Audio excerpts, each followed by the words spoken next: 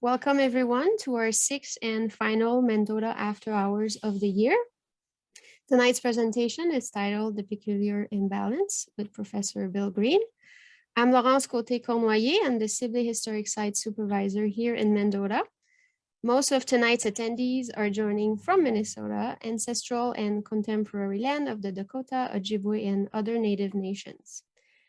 If you are not familiar with Dakota County Historical Society, we operate 3 sites.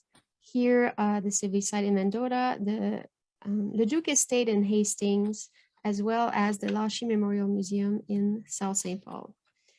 To learn more about each of our sites, you can visit our website, dakotahistory.org. I want to thank our main sponsor for this series, which is the Friends of the Sibley Historic Site. He's been sponsoring this all the presentation this year to make them free. So we really thank them for their support. If you have any question during the presentation, you can type them in the chat at the bottom. You should see an icon with chat on it, and we'll try to answer as much question as we can. I mean, I say we, but Dr. Green will try to answer the question. I'll just read them to him as we go. And everyone's microphone is muted, but feel free to have your camera on if you'd like. And then we are recording this presentation. So at the end, we'll send you an email with the link to it so you can watch it again, or for those who missed it tonight. Let me introduce our presenter for the evening. Bill Green is a professor of history and Margaret Anita Gay Hawthorne Professor of Critical Race and Ethnic Studies at Augsburg University. He has published articles, op-ed pieces, and book chapters on history, law, and education. He is the author of several books on race and civil rights in Minnesota history, including A Peculiar Imbalance, The Fall and Rise of Racial Equality in Minnesota, 1837 to 1869, and Degrees of Freedom, The Origin of Civil Rights in Minnesota, 1865 to 1912. Thank you so much, Professor, for being with us tonight. Thank you for having me. This is a pleasure. I always like talking about history, and it's always nice to know that people are interested in it. It's a very compelling topic. I'm originally from New Orleans. At least I just came up here from New Orleans to go to college, and I found that there is a history to be found because most people didn't really even know the history that they lived with. So I find this I'm the luckiest guy in the world to be able to do this research and to find so many people who are equally interested in this topic. This is a strange title, I guess, A Peculiar Imbalance, in the sense that it suggests that any kind of imbalance is not peculiar. But it comes from a notion something that I realized in looking at, for example, St. Paul in the 1850s, where African Americans were not able to vote, but they could own property, and some did own property, and some did very well as business people. Some did. Native Americans, on the other hand, certain Native Americans, the so-called civilized Native Americans, were able to vote. African Americans were not, but civilized Native Americans, and that's a term that was used at the time, could vote. But few of them lived in the cities. They lived out in the countryside, out among the tribes on Indian land, and they basically were employed with the fur company for the most part. And then you had another group that I find very interesting, and that is the Irish Catholics, who were pretty much despised by the Yankee elite in Minnesota, but they had the right to vote. So you have, on one hand, a people like the Irish Catholics who were oftentimes relegated to the lowest socioeconomic rungs of the ladder, as opposed to who could vote, as opposed to African Americans who could not vote but had economic opportunity. That to me is a peculiar kind of imbalance that is very characteristic of the strange nature of Minnesota history. Everything, it seems, is turned on its head with regard to the placement of people in society and the distribution of power that occurred during this early period. So I find that the way to talk about this really is to look in terms of race and voting. There are other ways of looking at the peculiar imbalance, but I think the most graphic way to understand this peculiar thing is to look at the history of race and voting in early Minnesota. And that's kind of what I'm going to be focusing on for the remainder of my time here. An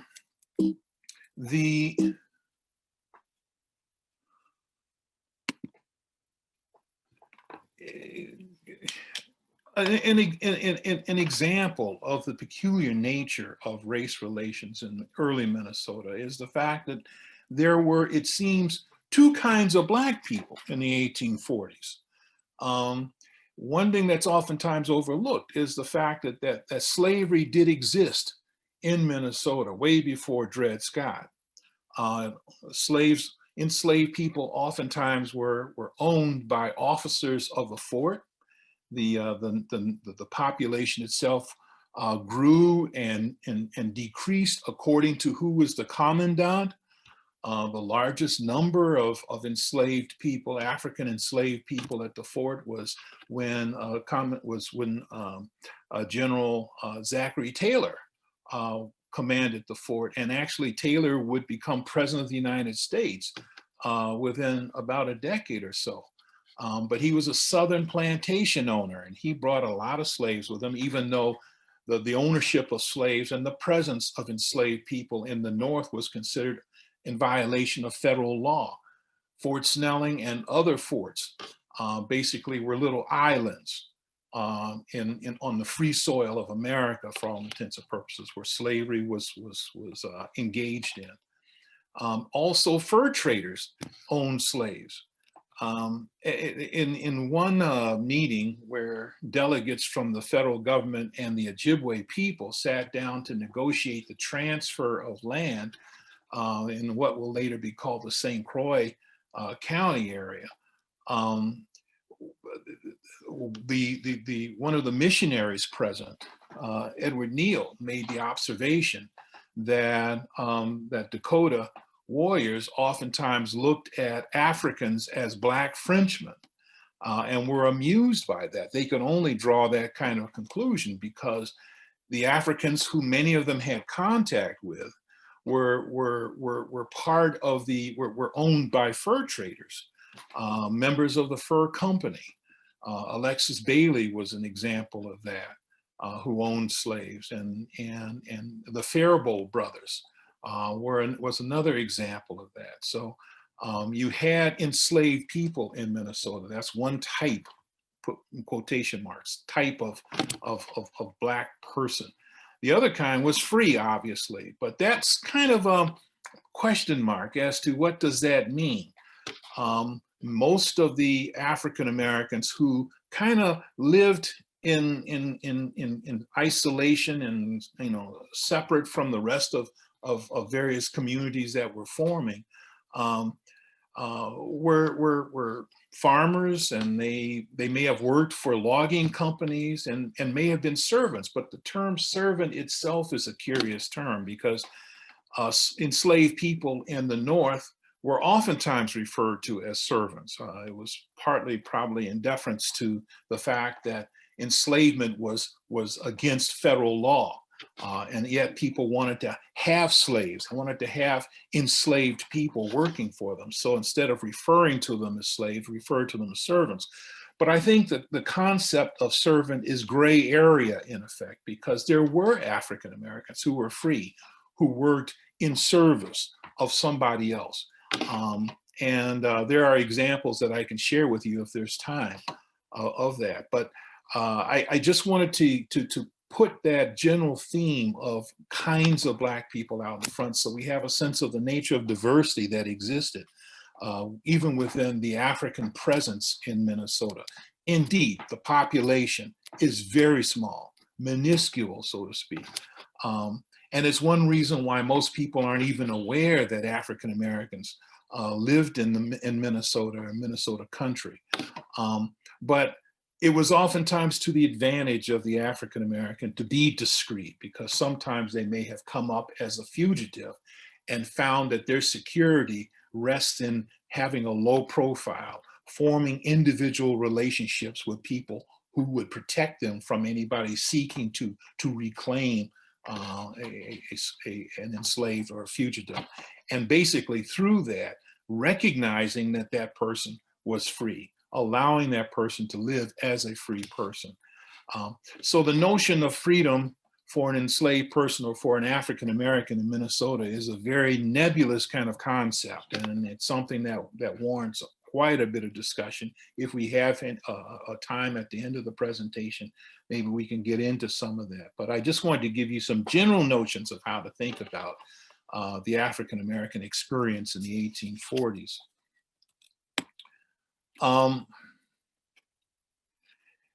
Even so, even though an African American was not considered equal in a political sense, or even sometimes in a social sense, the African American oftentimes had certain rights that were respected by white neighbors. They could own property, for example. In the Deep South, slaves didn't own property. For all intents and purposes, they were the property of somebody else, but they were not always given the dignity of owning land or any kind of property. But in Minnesota, during this early age, in the 1840s, you find instances in which African Americans own land, owns plots of land for farming and whatnot, or had businesses of some sort. And there are examples that I'll share with you later on. But that's one of the things that illustrates the nature of Black rights, the ability to own property. They also had a right to a trial. In a situation where African Americans did not have rights in other parts of the country, it meant that they had no ability to argue a case in defense of either themselves or their continued ownership or possession of anything. That basically whatever right they had was the right that powerful white men at the time said that they had, which meant that it wasn't totally their right at all. They weren't free completely. But in Minnesota, even though the Black person may not have been viewed always as equal to white men, there are a lot of instances where they were equal to white men, and one of them is the right to have a trial. Interracial marriage is an interesting thing, because in various parts of the country and in the North and Midwestern states, for example, laws were passed in the 1830s and the 40s that prohibited Blacks from marrying white people. But in Minnesota, Minnesota was a frontier. It was a border region where races mingled. That was not unusual. As a matter of fact, one could say that in a place like Minnesota, you have an additional race forming made up of people who were either Scottish and French and Native American. This blending was not unusual. And you also find African Americans similarly who intermarried into the Native American culture, either Jim Thompson, for example, whose wife was a Dakota woman, Bonga, they were connected with the Ojibwe people up north. And in both marriages, in both instances, those marriages were respected. And interestingly enough, with regard to Jim Thompson and his wife, even as a slave, his marriage was respected by his master at Fort Snelling, an officer at Fort Snelling. So there seemed to be a right that African Americans had to marry whomever they wanted. It didn't mean that it was a right that was respected. Oftentimes, when a Black, well, not oftentimes, when a Black person married a white person, that could result in some consternation among white neighbors. But the fact that they could still be married and were oftentimes married suggests that the right to do that preceded and overseeded the notion of bias, that it preempted racial bias in this regard. The one thing that they did not have, as you can see on the slide, is the no right to vote. And that would be debated over the next 20 years. Um, question of suffrage really first comes up in 1847 when the St. Croix region of what will become Minnesota, the place where Stillwater will be sited. In that region, for example, which was a part of Wisconsin at the time, Wisconsin decided to put it on a referendum. They actually asked their voters, all of whom were white males, how do you feel about extending the right to vote to Black males? And in that referendum, it barely failed, which was kind of interesting because there weren't that many African Americans in Wisconsin at this time. There were some, and interestingly enough, they were as much from in the Madison section as they were from the Galena section of Wisconsin. We can talk more about that if there's time. But the long and short of it is this: that that the vote to extend the right to vote, the referendum to extend the right to vote, to amend the territorial constitution and new state constitution to allow Blacks the right to vote, narrowly failed.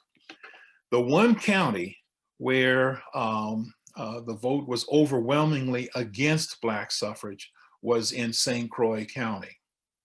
St. Croix County, there were 127 people who cast a ballot, and of 127, only one person was in favor of granting Blacks the right to vote.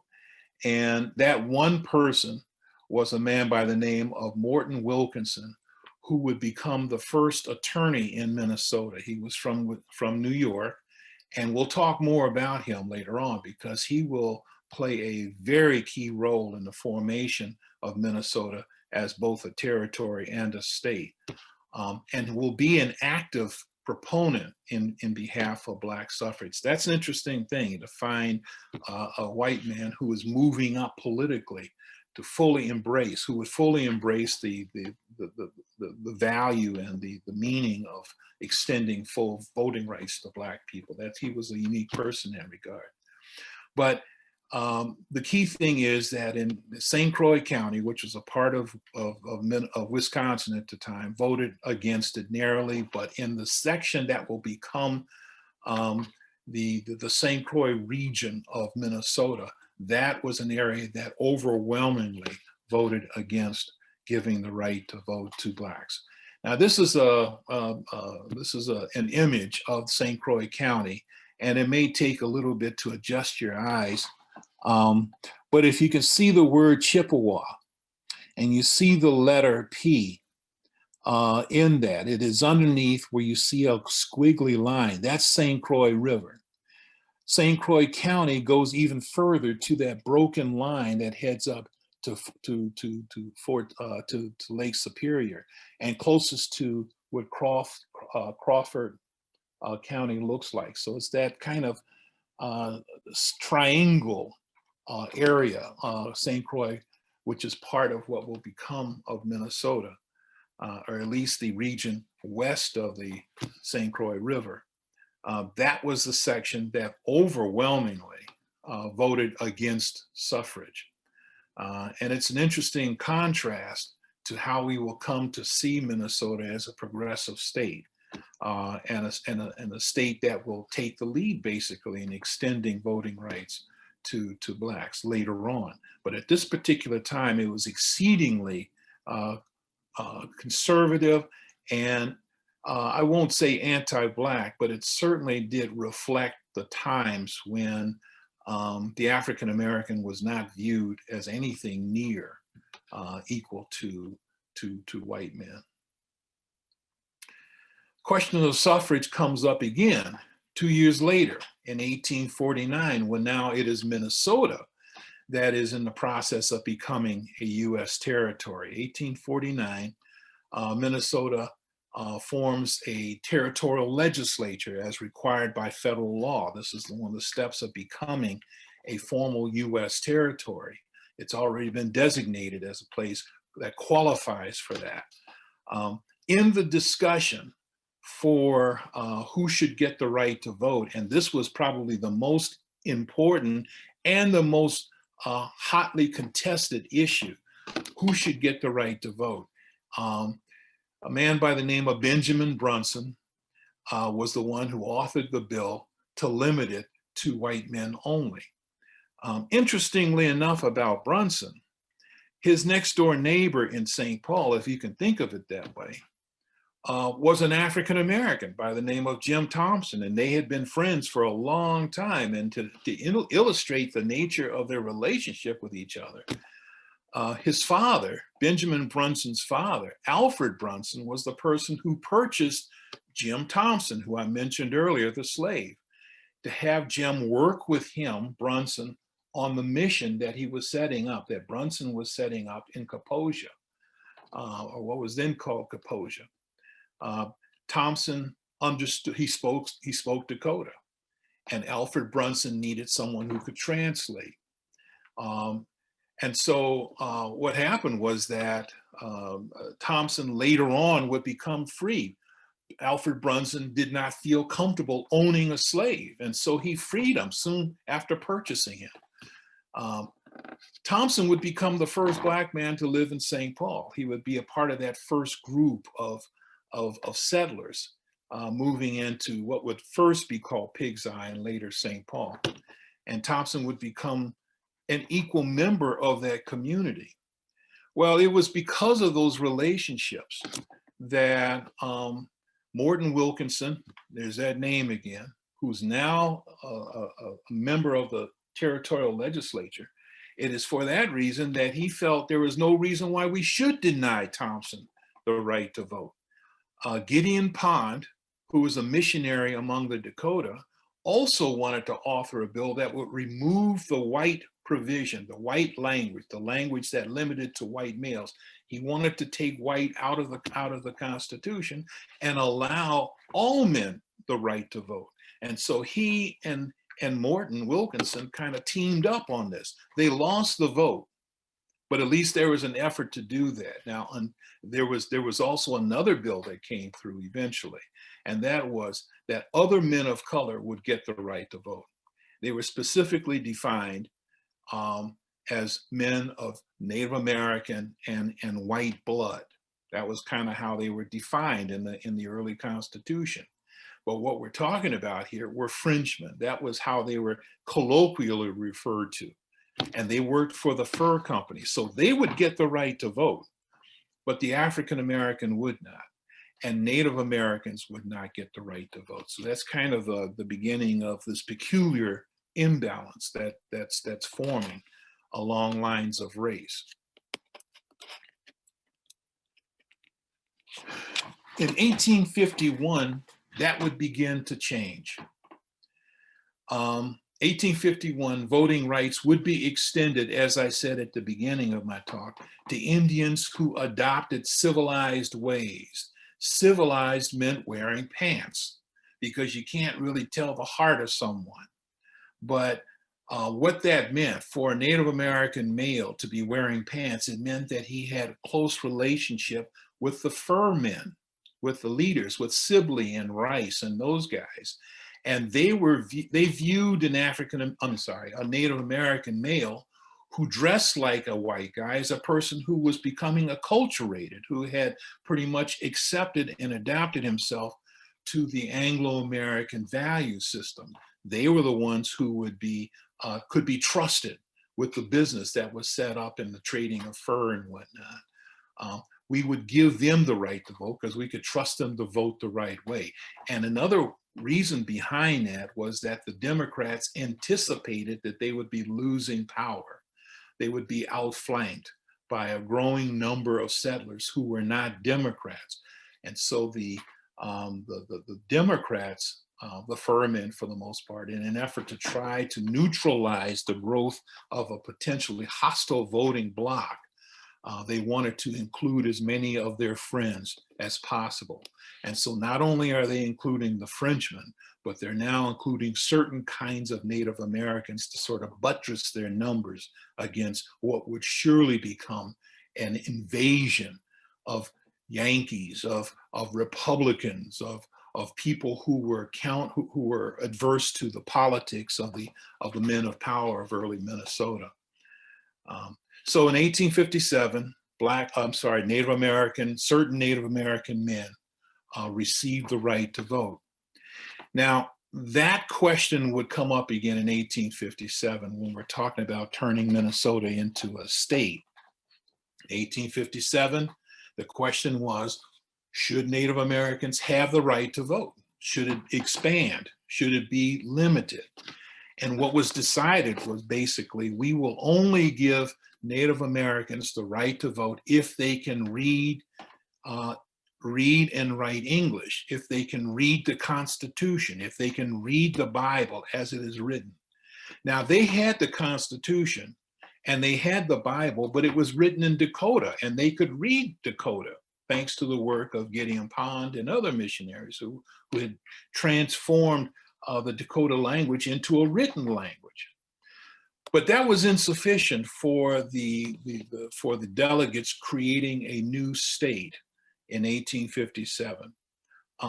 They wanted to somehow neutralize that vote as opposed to where they were in 1851. 1857, they would change it and say, even though Native Americans seemed to adopt the culture, the white culture in the way that they dressed, they seemed to adopt the white culture in becoming Christians, they seemed to adopt the white culture in being able to read the US Constitution and the Bible.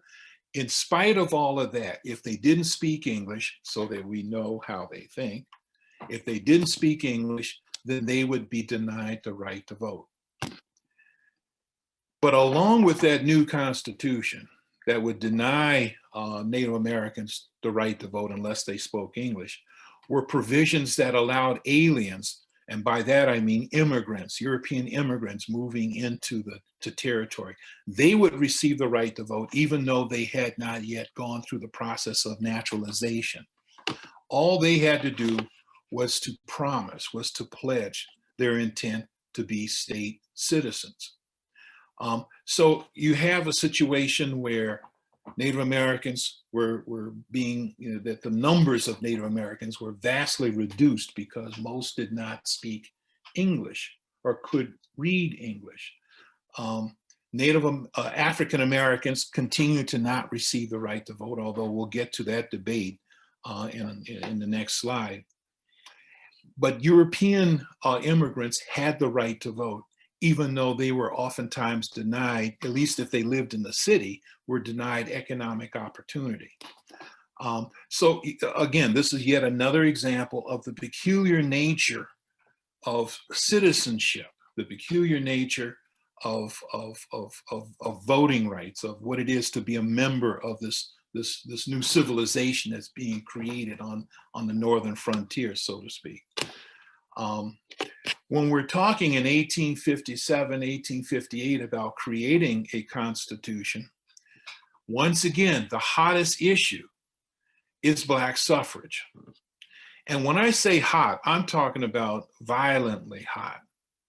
Willis Gorman, in a debate over denying Blacks the right to vote, he had been the second territorial governor after Ramsey. In conference committee, he's sitting down across the table from Thomas Wilson, who represented the Hastings area. I believe it's Hastings, but in that particular vicinity. He was an Irish Protestant immigrant. He would later become a judge. He was also a Republican, and he took issue with Gorman.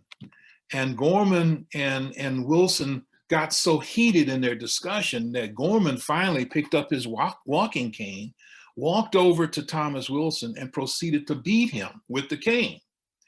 And this display basically got back to Washington. A reporter was able to talk about this violent act, and it unnerved, according to various congressmen, that Minnesota was about to become another bleeding Kansas. It's at this time in Kansas where Republicans and Democrats are going through what historians refer to as a rehearsal of civil war. Those who are in favor of slavery, extending slavery into Kansas City, or into Kansas, are at war with those who want to resist that, who want Kansas to remain a free state. In Congress, Charles Sumner, United States Senator from Massachusetts, rose up and criticized what was happening in Kansas and criticized the Southerners. And one day while he was at his desk, a Southern congressman, Preston Brooks, walked up from behind and beat him with a cane. So the whole way that we're talking about politics, especially along lines of race, is bringing violence into the chambers, the legislative chambers, both in Minnesota as well as in Washington. And there is a fear that the country's about ready to fall apart. Civil War won't be declared until 1861, and this is in 1857. But a lot of policymakers now are worrying about whether the nation can stay together, and it's all over the issue of Black rights and freedom. The Republicans decided to table their policy or the proposal for extending Black suffrage.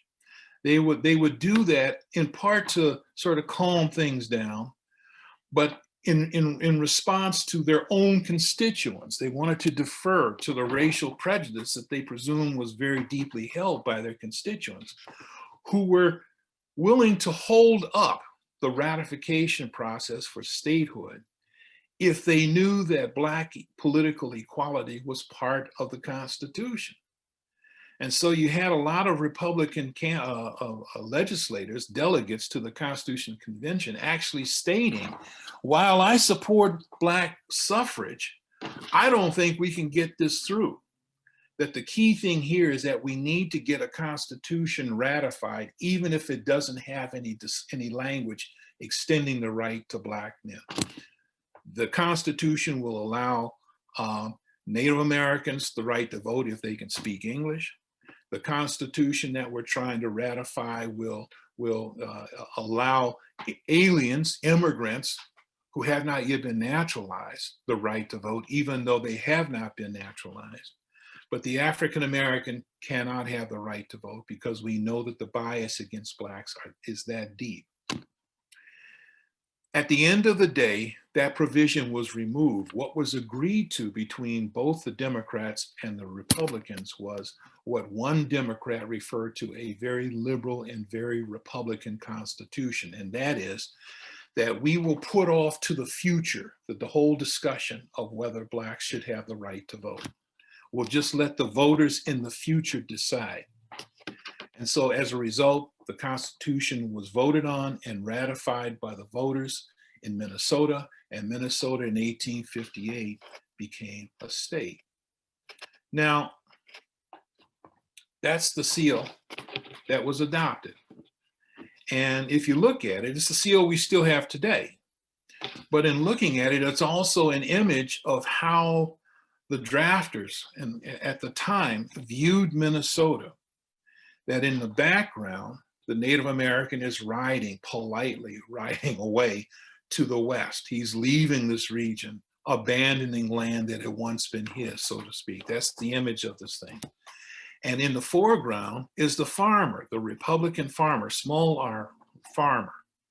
That's the person who embodies not only what Minnesota is envisioned to be, the land of agrarian development and whatnot, but it's also, that farmer represents Jeffersonian ideals and values, that true freedom is in the ability to be self-sufficient, to provide for yourself, to till the soil. And the whole notion of civilization is about land use and about how labor is used. All of that is found in that seal itself. So in a sense, the seal is an image, at least in terms of 1858. That seal is an image of how we saw ourselves as we became a territory.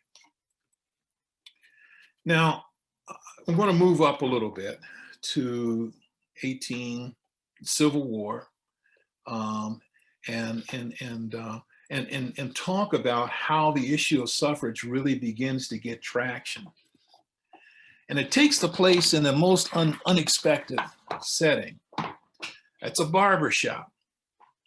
And you notice there are two people being served, one waiting to be served and a person being served. The key person here that's worthy of real note and person who I find to be very compelling is the black guy. Because what's going on there is that he is the owner of the barbershop. His barbershop is located within one of the most prestigious hotels in St. Paul at the time, which means that the owner of the hotel could see in this barber a person who could make him good money and could attract wonderful customers into the hotel. But what's also going on is that as the barber does his trade, he has to get in close as he's shaving and trimming the beard and applying talcums and powders and things of that nature, because these are the elite who are supposed to be of a certain kind of carriage, right? While he's getting close to the customers, he's basically conveying to the customer that he's not just a servant. He is a person of real character.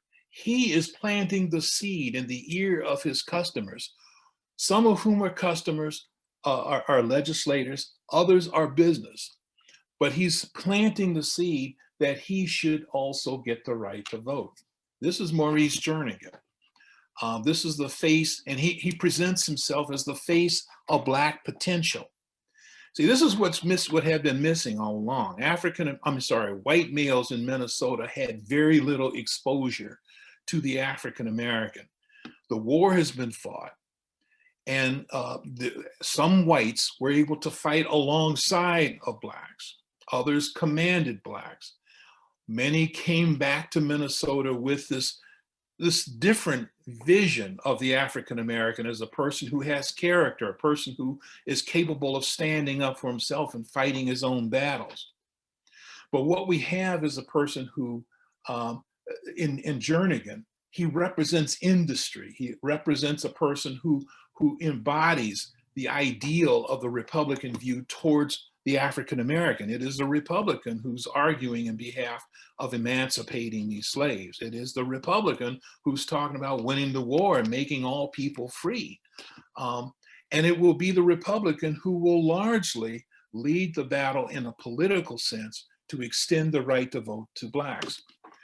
Well, that barber is the one who's conveying to the white policymakers that the barber is the kind of person who validates the image of the Republican about, what it means to free Blacks, that Black people given the right opportunity, and Black males in particular given the opportunity, could become something very important, could show a real contribution, provide a real contribution to society, could measure up to the ideals of republicanism and opportunity and things of that nature.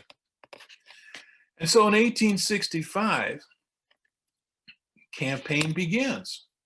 As a result of those conversations, as a result of the barbershop discussions, the Republicans returning from the war is over now, 1865, begin to initiate a campaign to amend the state constitution. Remember what we talked about in 1858, where the delegates decided we're going to put off to the future a time when voters can decide in the future whether they want to extend the right to vote to Blacks. That time has come. The future has arrived. And the Republicans are saying, let's change this state.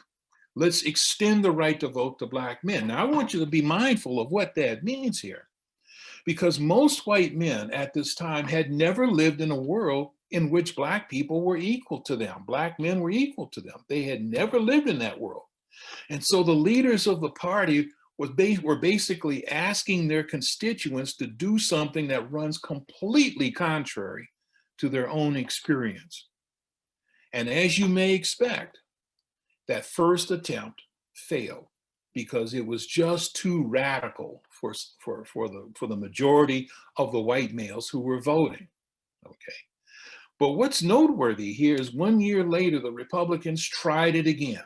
They tried it again. They didn't just let the thing settle. They didn't just walk away washing their hands of this whole issue and looking at other issues to deal with that they could decide were more important. No, extending the right to vote to Black men was really what the war was about. It was what Lincoln was about. They had fought for him. He was their leader. He was martyred by this time, but he was their leader. And so they took the lead and began to launch a new campaign, which again, they failed, but the numbers were beginning to shift in their favor. In 1868, they tried it a third time, and this time it passed. And the reason for that is because of this guy. Okay, Morton Wilkinson again, remember him, 1847. When the Minnesota in which he lived in, Stillwater, was part of Wisconsin. And he was the one guy who voted in favor of extending the right to vote to Black men when this was Wisconsin, when the area in which he lived in was Wisconsin.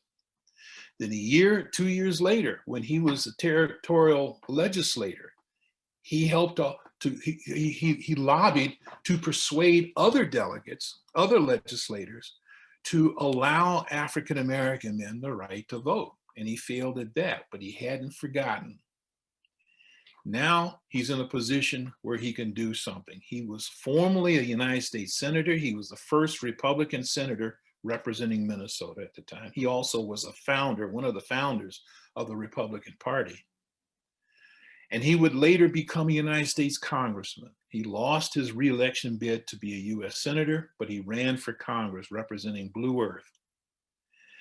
And it was in that campaign where he said, and this is what he taught other Republicans to do: if you're really serious about this, you've got to put your political careers on the line.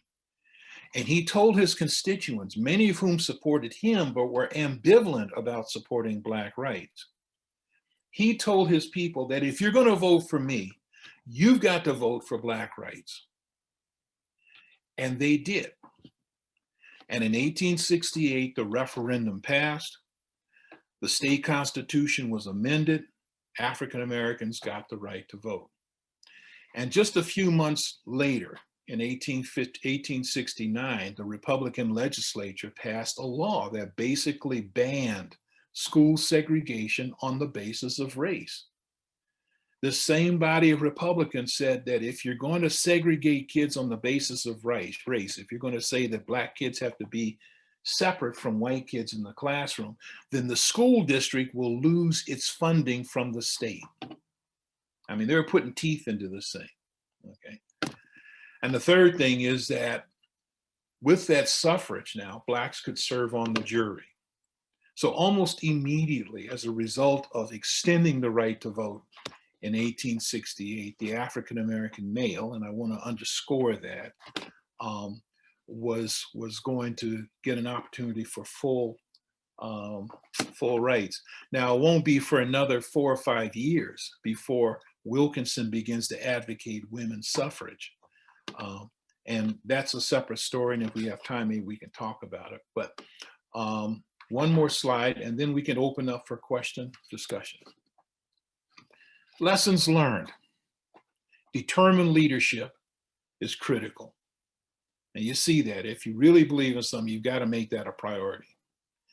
I oftentimes, and recently we're looking at police reform, for example, and my comments to the press have always been, it's got to be a priority, even in the face of other things that seem important. It's got to be a priority. It's got to be an issue that's going to last beyond just a summer. It's got to be something that requires a commitment that goes beyond the years, because the reaction against change are incredible and persistent and resilient.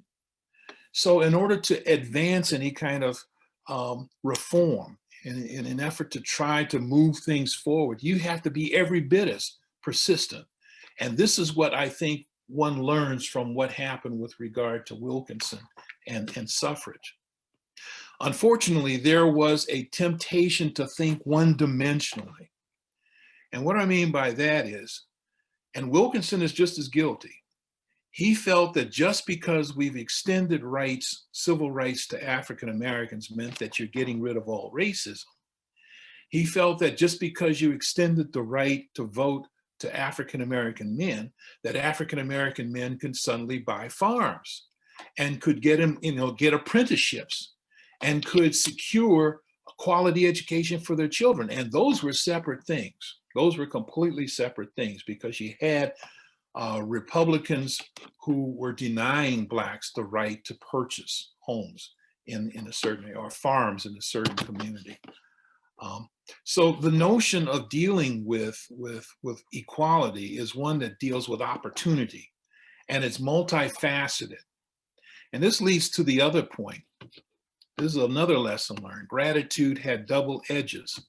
And by that I mean, oftentimes what we saw here, and Wilkinson was no different, he had a sense of expectation that by virtue of fighting the good fight, that somehow black people owed him something, that black men owed him something, and black men had a hard time taking issue with that, because after all, Wilkinson had more power than they did. And so they couldn't really complain that this is a good start, but it's not far enough. We haven't gone far enough. Racism is a different kind of animal than just getting the ballot, then the ballot can change. And we have to be able to have conversation among equals to be able to assess progress, genuine progress. That kind of conversation did not exist during this particular time. And finally, I think that a lesson that's learned is that the easiest way to lose progress is to rest on laurels. And by that I mean, finally, this. In 1870, when the 15th Amendment was ratified, by the way, Minnesota extended the right to vote to black men before we amended the Constitution. But by 1870, after the third Civil Rights Amendment was ratified, the Friends of the Race, the abolitionists, the liberals, the Republicans went their own way. They felt that there was nothing else for them to do. And so as a result, you see the growth and spread of white supremacy in the South that would continue for the remainder of the 20th century on the watch of the Friends of Black people. While the Republicans controlled the House and the Senate and the White House, the Klan ran unimpeded throughout the South. So, this is something that I hope that this story underscores and reminds us that any kind of change requires a commitment to make it a long-term battle, recognizing that the forces against it are resilient. They wait for an opportunity to come back. One has to be committed to standing steadfastly against it. So with that, I'm going to stop and open up any kind of discussions or questions that you may have. Thank you. Yes, thank you, Professor. I'm just going to stop sharing your screen so I can see the questions and read them for everyone. Let me just, where is the chat? Okay, we had a question earlier about the population of Minnesota in the 1840s, and Renee replied roughly 4,000 settlers and 25,000 Native Americans. And then Amanda was asking, what's the connection between the timeline for Black suffrage in Minnesota and the 14th Amendment to the US Constitution?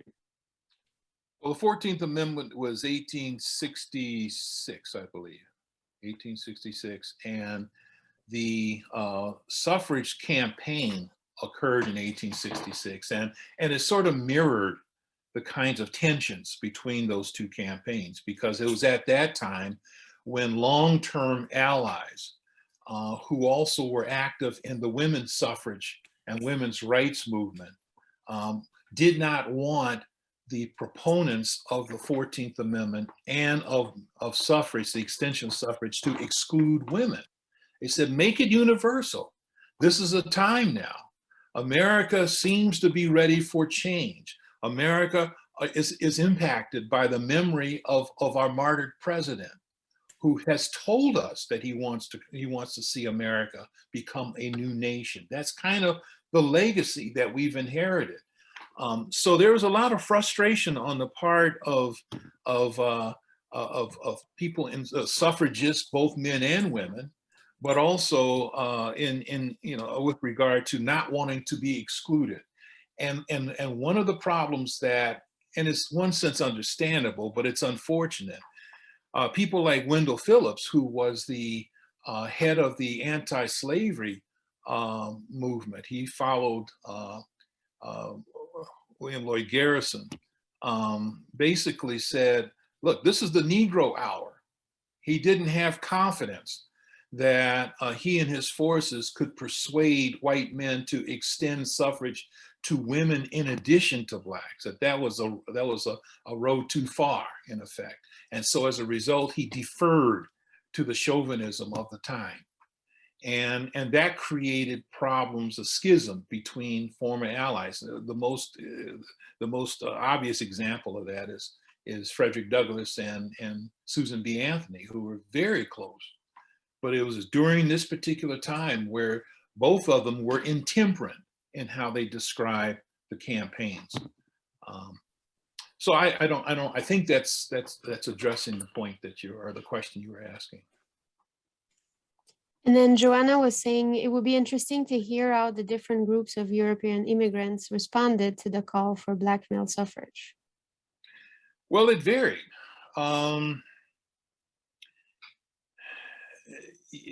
Early on, it's hard to say categorically about any ethnic group. You typically found a stronger support for the Republican platform among the Scandinavians, for example. You typically found an anti-slavery platform among Germans. But it didn't always translate to Black equality. And you have a sense of that when during the campaign for Black suffrage was done. And indeed, when there was a discussion of creating Black colonies in southwestern Minnesota, where at the time you're beginning to see more immigrants begin to move onto the land down there. There is a reaction that includes, among other things, fear that you'll have interracial marriage. That it will be, that if you have the availability of equal political rights or the ability to own land, you're going to have Black males running, moving in, and the next thing you're going to see, and actually this is the kind of thing that was written in the newspapers. Next thing you'll see is your Black son-in-law sitting at the dining room table. So racism was something that by this time, the second half of the 19th century, had infected, in effect, virtually every community. No group was inoculated from it. Prior to the Civil War, and at times even during the Civil War, you would find immigrant groups willing to defend equal rights for Blacks. But we entered into a new phase after the war, where everybody was concerned about having to compete with these new freed people. If they're freed, they'll be able to come up here and take our opportunity. And so it became an issue wanting to protect what we have against those mobs, those hordes, and not creating a world in which they would even want to come to. So, the attitudes that people had began to shift during the second half of the 19th century.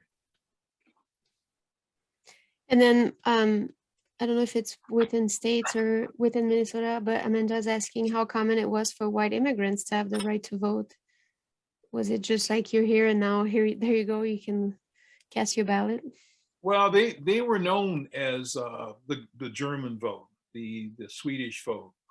Politicians learned the language or learned how to transcribe their political literature into the language of various constituents. And they were doing this as early as 1851, 52. certainly during 1857, as delegates were being elected to serve in the the Constitutional Convention, candidates would continue right on up to, well, the present time. And by that, I mean the end of the 19th century.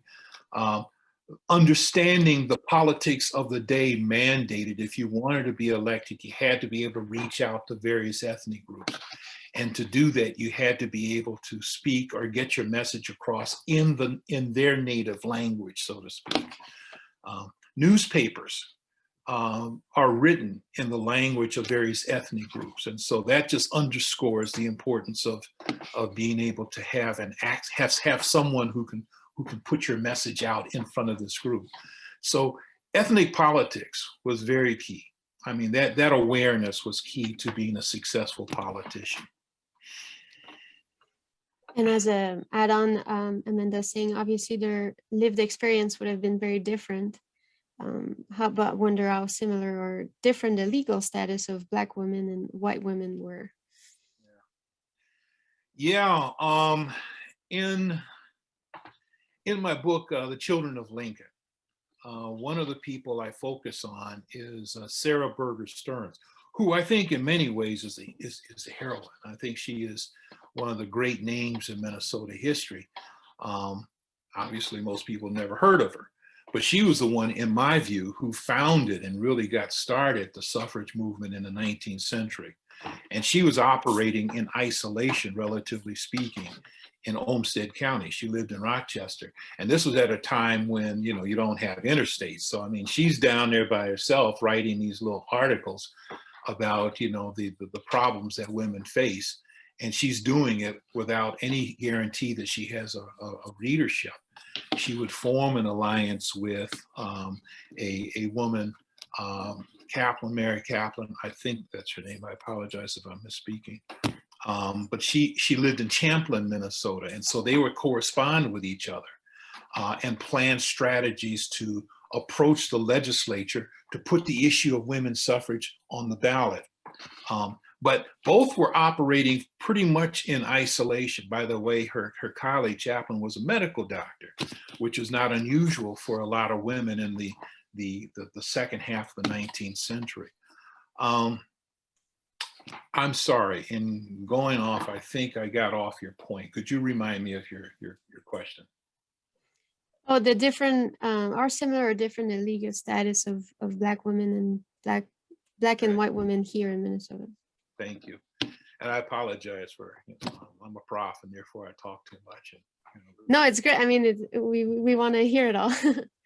The thing about Sarah Berger Stearns is that she reflected the attitudes of women suffragists at a certain point where they did not reach out to Black women per se. Even Susan B. Anthony and Elizabeth Cady Stanton, prior to the Civil War, as they were forming their organizations, as they were developing their movement, they found it very challenging to maintain a relationship with African American women. And it shows just how, and it's not hard to understand when you consider that the suffragists were they saw natural allies in every region of the country. I mean, there were women everywhere. And so it made sense to want to reach out because the interest of a woman was felt by every woman for all intents and purposes. The only problem was that if you included Black women, you were going to turn off white women. And so you basically found the organizers carefully trying to avoid alienating potential constituents on the issue of race. As a matter of fact, Susan B. Anthony and Elizabeth Cady Stanton were holding a rally in the South, and a suffrage rally in the South. I think it was in Georgia. I'm not sure. But she asked Frederick Douglass not to attend. Now, he normally attended these things. He continued to be active in the women's suffrage movement, but even though there was tension between them. But she asked him specifically, don't come to the South. You don't need to attend this thing. And Ida B. Wells, as you know, African-American woman involved with suffrage, and a friend of Susan B. Anthony, really got angry with Susan B. Anthony because she said, in telling Fred to not come, you're basically deferring to the racism of the society. And Susan B. Anthony looked at Ida B. Wells and said, I understand what you're saying, but you're not a realist here. I mean, racism is real. We gotta, we're out here by ourselves for all intents and purposes. This is our struggle. And African-American women had reason to kind of be suspicious of the white feminists, the white suffragists. Because of this issue of race, white suffragists strong-arm kept Black people away and basically conveyed the message that we don't need you as part of this thing. So it was hard to kind of pull these two groups together. Even when they came together, it would be tenuous. I wrote on about the campaign of women's suffrage here in Minnesota in 1919 and leading up to 1919, 1920. Nellie Francis, African-American woman, was one of the leaders of that movement. She was very close to Clara Ewing and learned a lot from Clara Ewing about how to lobby the legislature and how to organize campaigns and whatnot. The largest challenge that Nellie Francis faced was persuading Black women to trust white women, because many of the women who Nellie Francis dealt with, African American, were survivors of Reconstruction. And Reconstruction is just another term to describe where civil rights were pushed back, were rolled back for Black people, and where white supremacy ran rampant throughout the South. And it did so while white friends abandoned Black people. And so for that reason, there was a suspicion that Blacks couldn't trust whites to be there when reaction inevitably came. Add to that one additional thing. There are all kinds of mixed messages that were being conveyed between the two races. In 1916, at a rally in Albert Lea, a suffragist rally in Albert Lea, in order to create attention and to attract people to the movement, the suffragists offered free tickets to showings of Birth of a Nation. They felt that would be something that would attract the members or attract prospective members to the cause. And you can imagine what an African-American suffragist would think. We're supposed to be, you're telling us that we're friendly and we're supposed to own the same thing, and you're embracing Birth of a Nation, and you can't even see what it means to us. You can't even see the messages that it conveys to us. It suggests that you aren't even that sensitive to us, that we're living in parallel worlds. Well, that's a history that goes back, back to the beginning for all intents and purposes, and it's never really been settled. I don't think even today. No, for sure. And then I think what you said about the lesson learned and being one-dimensional and double-edged, I think is very much was during the 20th century, but also is the same case today, and probably why progress goes and then goes. It's always a back and forth, unfortunately. And that's the reason why I study this stuff, because I think it gives at least me, and I hope it gives other people, a different vantage of looking at things that can be applied today. Because I think for the most part, people are sort of, it's overwhelming to understand how to understand this stuff. It's overwhelming to assess, what can we do to improve stuff? I think history provides us with a context. It provides us with a different language. It provides us with, the idea of being mindful of our progress. Minnesota is a place of great exceptionalism, very liberal. And as a result, we've allowed the test scores in the schools to bottom out, and that, we have so many gaps with regard to housing and wealth and education and criminal justice and all this stuff. There's so many gaps between the white Minnesota experience and the Minnesota experience of color. So yeah, so persistence is really a key word here for the past and the present and probably the future. Yeah. We had Jackie saying thank you so much for this presentation and that she learned a lot, and so did I. I'm just gonna go with the my conclusion, and then if there's last minute question, Christine is saying thank you, Professor Green. So I want to thank you again, Professor, and everyone who attended tonight. Once we upload the video, I'll send an email to everyone. Since it will be on our YouTube channel. On there, you can also find other Mendota After Hours if you want to learn more about Prairie du Chien or Mackinac Island or native lacrosse, to name a few. And the email will also contain a link for a quick survey so you can tell us how we're doing, what you would like to see. We will resume our Mendota After Hours in May of 2022, and then we might go back to in-person or keep it online. Actually, on the survey could be an opportunity for you to tell us what you prefer. But until, oh, I see last minute question from Shane saying, hi, Bill, nice to see you. 2 questions. Please tell us more about the African-American community in the 1840s and how did dress code decision affect Minnesota? It could be another hour. I understand. Yeah.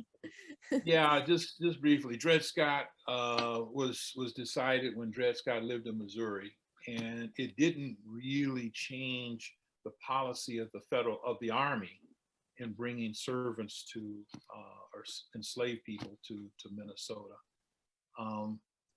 It basically created what historians and what people of the time says in a self-inflicted wound. I mean, it made civil war almost inevitable.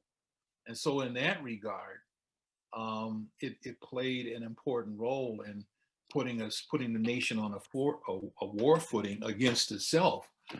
But I don't think that most people in Minnesota knew anything about Dred Scott.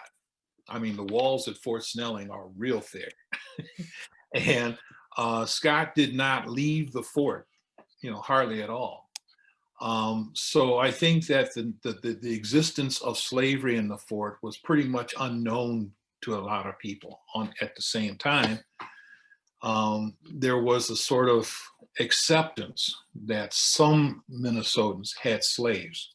Case in point, Sylvanus Lowry in St. Cloud. He lived openly as a slaveholder, and it caused Jane Grace Wishelm, a cost to fight in her own home territory in St. Cloud. But Dred Scott, I don't think really had any real impact, immediate impact on the thinking of Minnesotans in 1857 per se. There is one exchange though. During the debate on Black suffrage, Black male suffrage, Henry Sibley, interestingly enough, a member of the Democratic Party, basically dismissed the whole debate because he says it's already been decided Blacks can never be a citizen. And that's what Dred Scott decided. Blacks can never be made a citizen by any state or territory.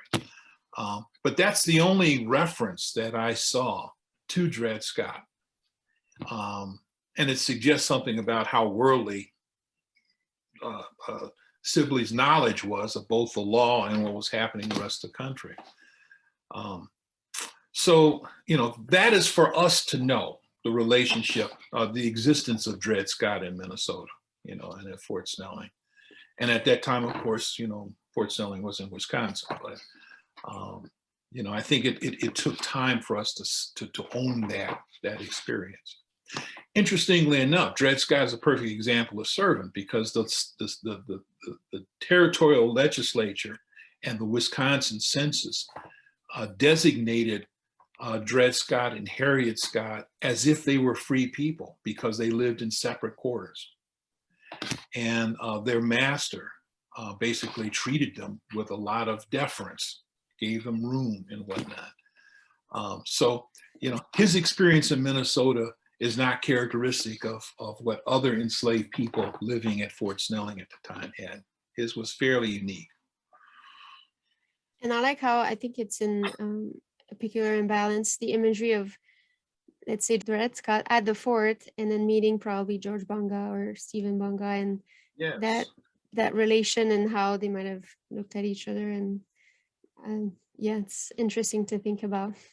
Yeah, I think that's fascinating. I oftentimes ask my students, okay, we see Dred Scott serving the leaders of the negotiations of the Ojibwe U.S. Treaty in 1837. And seated at the table of those leaders was Bonga. And serving him is Dred Scott. And so, and Edward Neal, who would later found, McAllister, saw these two men as black men of African descent. Well, I ask people, first of all, what do you imagine Bonga would look like?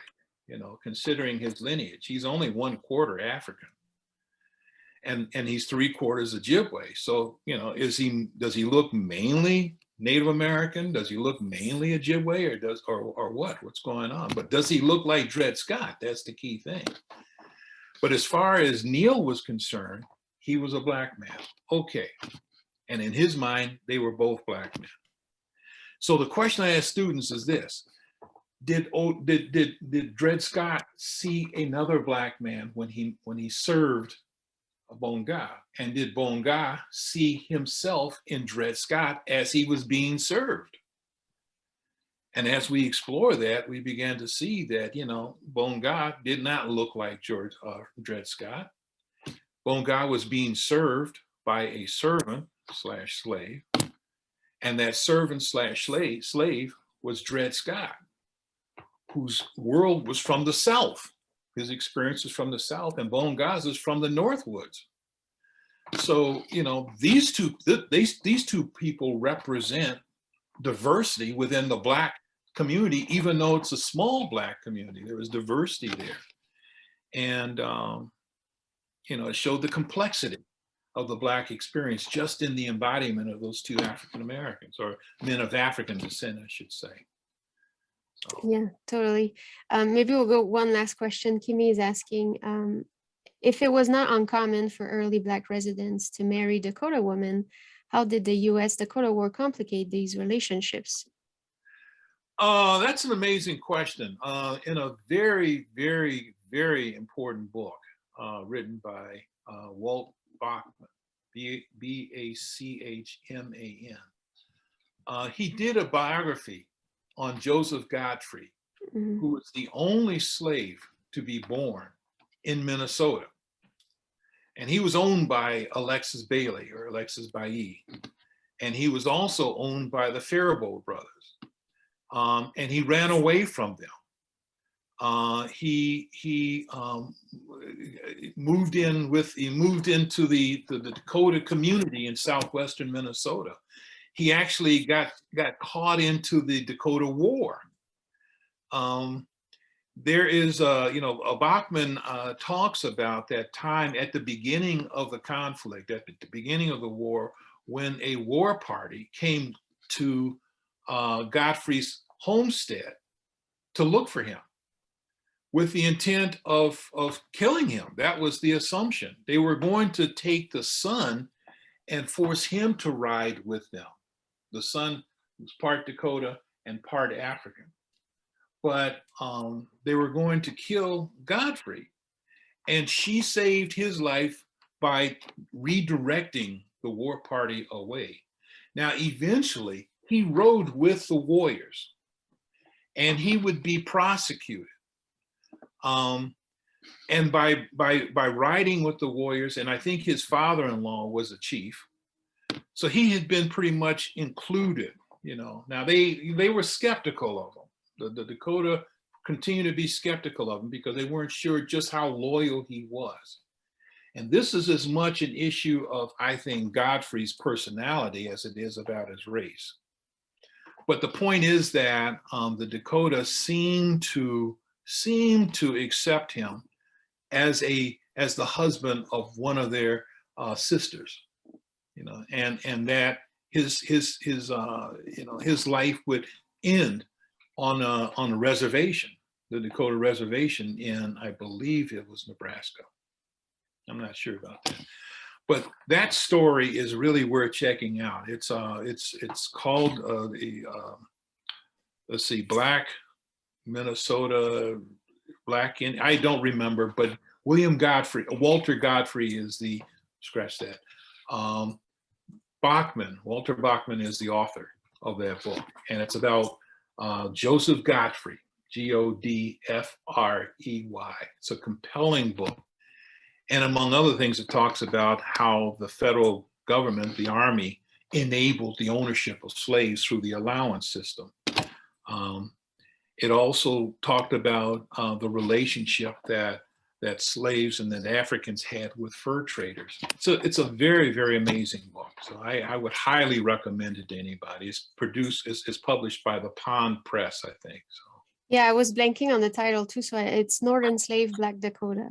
Thank you. Exactly. Thank you for mentioning that. That will be all for tonight, since we're a little bit over the 1 hour mark. Once again, thank you everyone. And thank you, Professor Green, for your time and knowledge. I learned a lot, and I'm sure everybody has. Even if we think we know about Minnesota history, there's always something in the pocket that we don't know. So there's a lot of thank yous coming in. So I wish everybody a wonderful holiday season, since it's starting soon, and have a good evening. And I want to thank you all for coming out tonight. Thank you. Thank you so much. Thank you, Laurence. Bye.